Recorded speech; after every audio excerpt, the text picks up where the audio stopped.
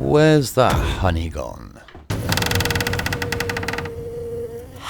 So this is called foundation. Right. And this rather charming and enchanting lady is called Avril. She's the local beekeeper who keeps her bees on Neil's farm. And it is beeswax, but as beekeepers we buy it, and then the frames come up in a flat pack, and so we make this. So we put it all together. Queen will lay all her eggs in there, and basically the rest of the workers will look after those eggs, look after the queen, and it's a perpetual cycle of laying eggs and looking after brood. Avril, along with her friend Marian, who's also a beekeeper, have agreed to show us their hives today. On top of it, the small box has these in there, and this is where we collect the honey. I see, right. So there are two defined frames. The big deep one is like their house, and this is like their attic. Right. Okay. The bees are a little excitable today. Avril thinks they might swarm. And if you look as well, look, they're circling. Yeah. They just seem a little bit peed off. And I don't think there's anything that Marian and I could do to stop them doing it if that's what they're going to do. So we might have to run after them and catch them. So if they swarm, you've got to go and collect the queen again. Hopefully.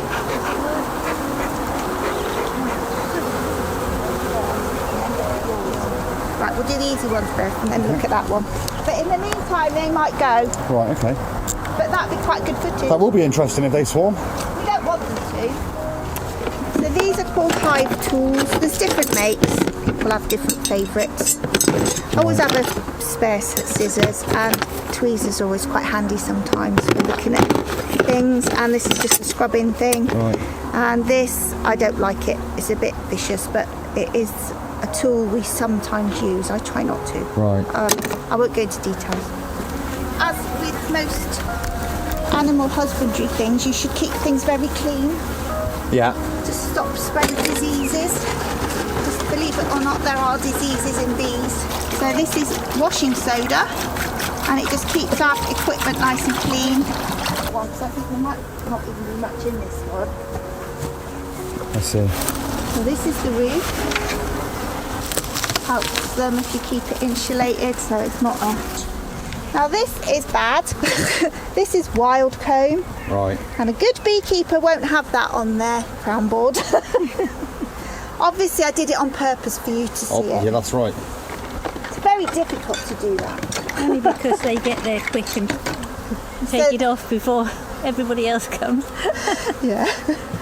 So this is 100% pure beeswax. Right. Which is absolutely beautiful. And you can see that they make it in all these shapes that they don't have a ruler or anything. So I always think that's very clever. So these are fine, okay, so you don't need to worry. And Marian has got the smoker. So these are all females. These are all worker bees. And this top box should just have some honey in it. Do you hear that cracking sound? Yeah. They make something called propolis, tree sap. Oh, I see. And they use it, to seal out any gaps within the hive, to keep it all nice and watertight. They're the most clever little creatures ever, aren't they, Marian? Very good. Even though they're mean sometimes, I love them. So this is just bees on a honeycomb. So they're all on there. Can you see it's all shiny? That liquid is honey. Lovely. And they are collecting nectar and storing it in those cells. So let them carry on doing that. This is all... That is capped honey. Oh, right. So capped honey it's ready to eat. But I will not take this one because this is for the bees. Right. But it's pure white. It's the wax, so it's absolutely beautiful and perfect. This is nice, clean frame. So this is for the bees. I'm not going to take this at all. So this is for them. But I just think it looks so nice. Yeah, it is nice. So all that is wax. So when they cap it over, this is another thing. They're mathematical geniuses. It has to be there's got to be no more than 20% water in the honey for it to be honey. I see. It's quite amazing, really, isn't it? And they will only cap it over when it gets to that point. So this is actually a sign of this is a bit full up in this hive. Right. There's a lot of honey. The reason being, I went on holiday and I should have put a smaller box on sooner than I did. So they could really do with this as being empty for the queen to lay in. So that might be a reason why one of the hives might swarm, because they run out of space. I see. So this we have here. Can you see the queen? My specs on to see her. I can't see the queen at the moment. She's probably not marked. So these are happy bees. They're just walking around nicely, calmly, getting on with their life. They're boys. They're called drones. Right. They may not necessarily be from this hive. Drones go to different hives to see what's going on in each hive. And if there's any new queens emerging, they sniff her out. Right. And then she goes on a mating flight and they'll follow her. The bumpy bits here, they're boy cells. So the queen will lay mainly females, which are fertilised eggs. Right. And the males are unfertilised eggs. And she can choose between which eggs to lay, whether they're fertilised or unfertilised. I see. And on average, a honeybee will live about 6 to 9 weeks. Oh, is that right? But a queen can live up to 5 years, and yet they actually all start off as the same thing. Right. So can you see these white? Yeah. That's larvae. Oh, yeah. So it's an egg, and then after 3 days, the egg hatches out a tiny little larvae, and then it starts to grow. And they feed these larvae, and when they get to a certain age, they cap them over, and then they will emerge as fully formed bees. So they go through a metamorphosis. Right. And this stuff here is pollen, this yellow. I see it, yeah. So all the different colours are pollen. And they usually, that's the normal standard brood pattern, is that you'll have the brood here, and then you'll have pollen here, and then usually you have a bit of honey around the edge, but we've got such a lot of honey there, that's where they're getting their honey from. So pollen is like protein. Ah, there she is. So it's got a red dot on it. See that? I see her, yeah. That's the queen. And we mark them with coloured dots so we know how old they are. I see. So last year, if she was born or was made last year, is a red dot. So she's a year old. This year, it's a green dot. Right. So there's 5 colours, and they just get rotated every 5 years.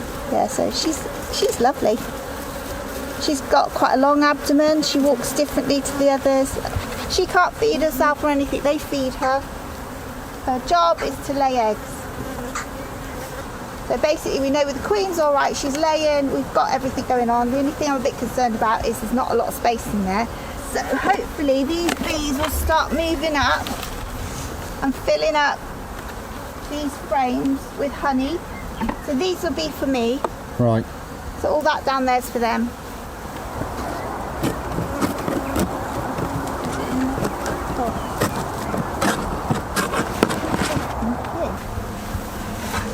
Again, these are really nice bees.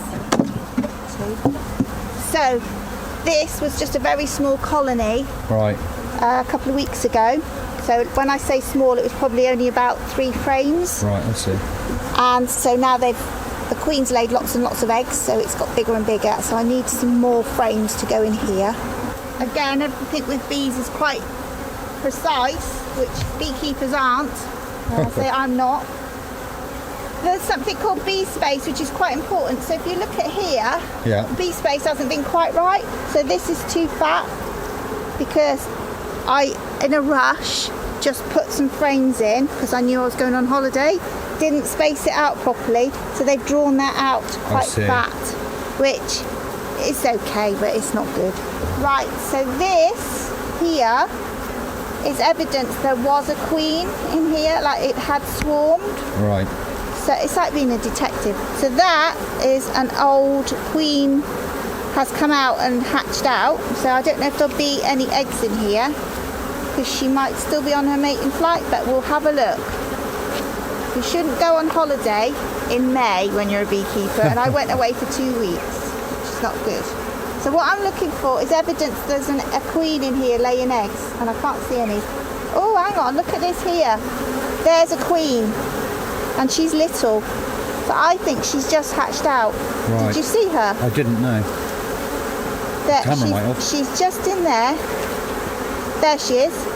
I see her, She's yeah. I see tiny. her. She's not a good size. I mean, big queens are best, like the last one you Right. saw.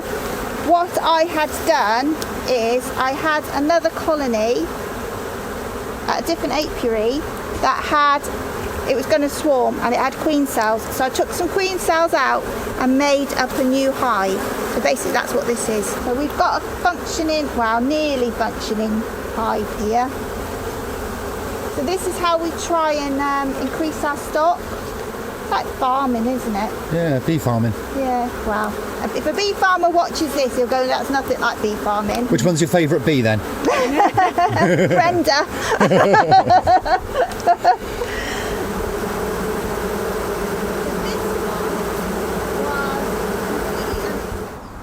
Look, quick.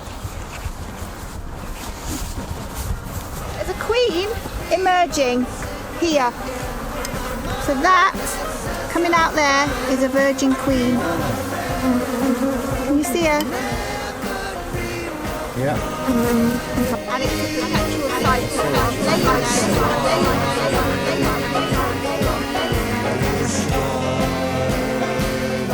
And so the cycle continues.